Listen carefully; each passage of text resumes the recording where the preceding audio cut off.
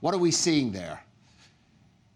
Kalev, this is some of the damage from last week's rioting and the fires that took place. In some cases, entire blocks, as you can see here, were destroyed by the fires. The good news is the last couple of nights here in Minneapolis have been far more quiet. It's a miracle that the protesters on the ground there, none of them were seriously hurt. So the protesters jumped into the cab of the truck, and witnesses say pulled out that driver who was screaming for his life in a fetal position. Tell us a little bit more about how this funeral is going to take place. Isabel, the most important attendant of all, just arrived. George Floyd himself arrived in the casket. You can see back there the hearse just pulled up. And this is a private funeral for George Floyd, but it certainly doesn't feel that way. It'll be live streamed across the world, and as you can see here, there's media from all over the world that have shown up as well. They are going to try to do social distancing.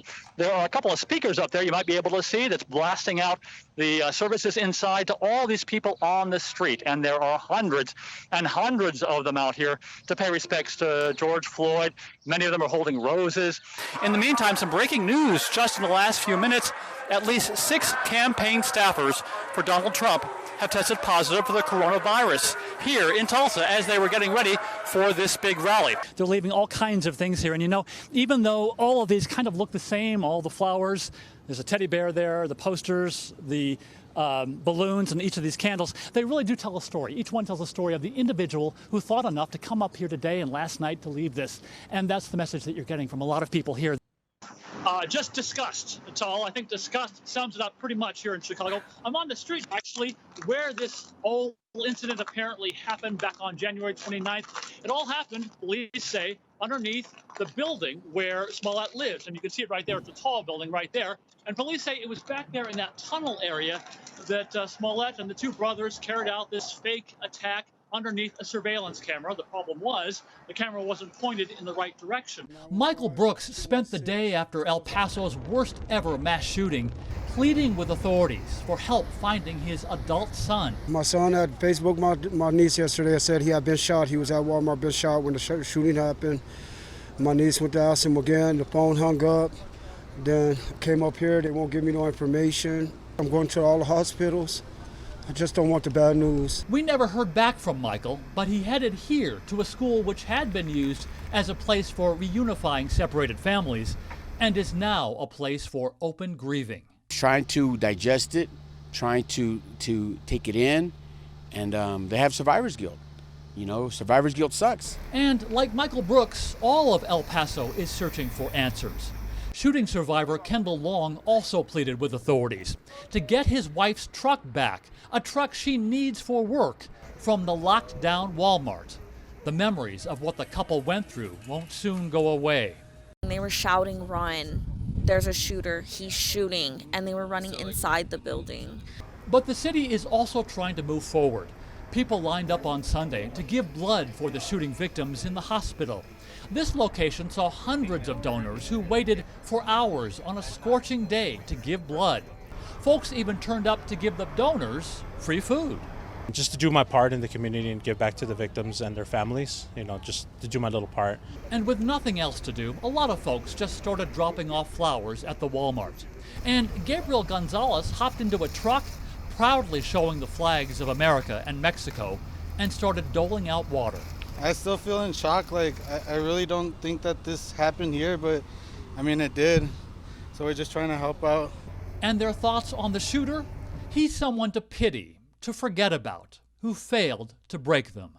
He just has hatred that's fueled off of really nothing. He doesn't know how these people are here. There's a bunch of Hispanics that are gonna stay here. You might as well get used to it. Andy Rosegen, I-24 News, El Paso, Texas.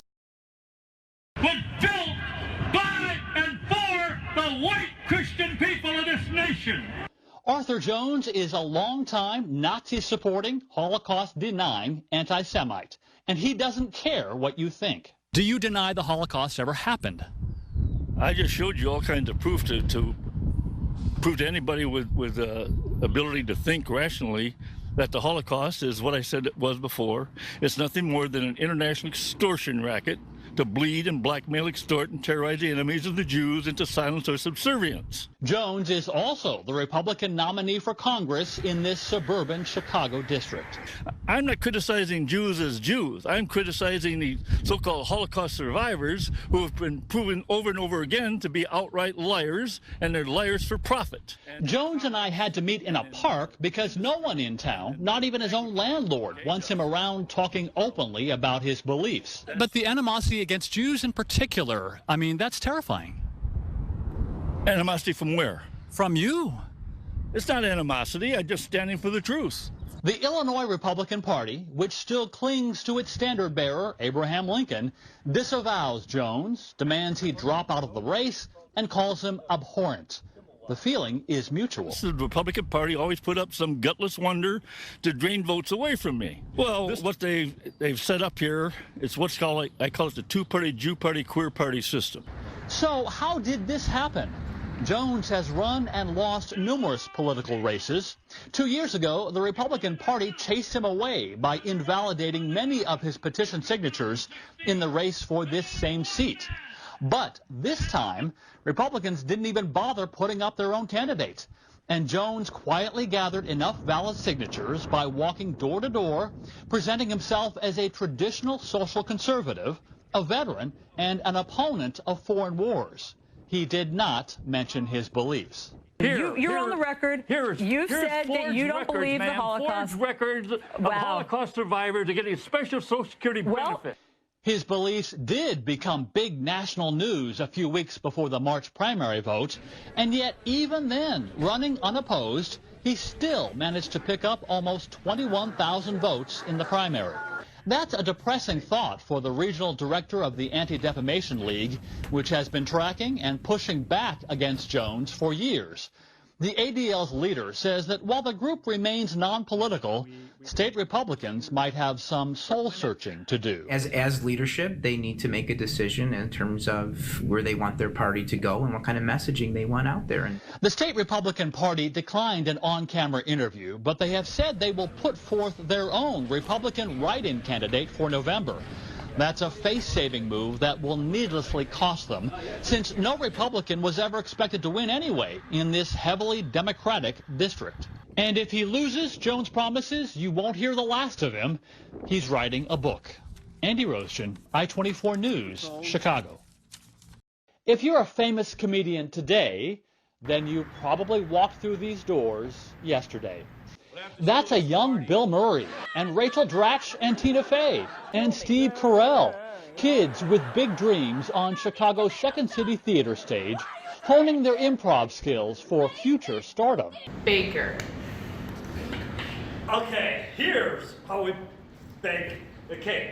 Oh, no! I spilled it! But on this night at Second City, the performers are teens and young adults with autism, learning improv skills to bring them out of their shells. Souffle, octopus with rice and chocolate inside. Oh my God!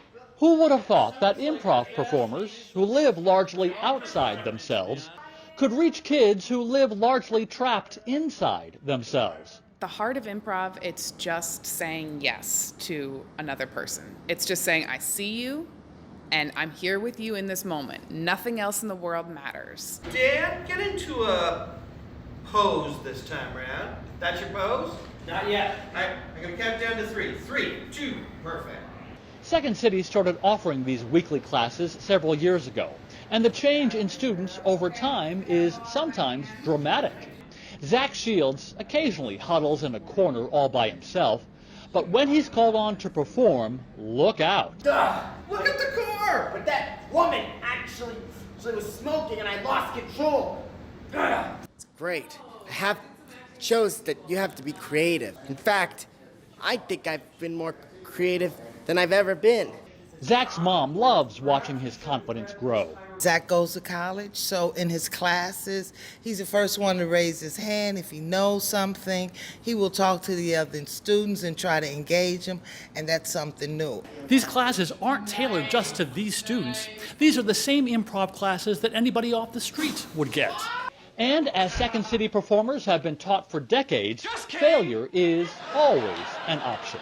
One of the things we learn when we're improvising is how to fail, how to fall flat on your face and realize that nobody's going to call you out for it. Ultimately, these kids probably won't become famous, instead just better focused for a starring role of their own on the grand stage of life.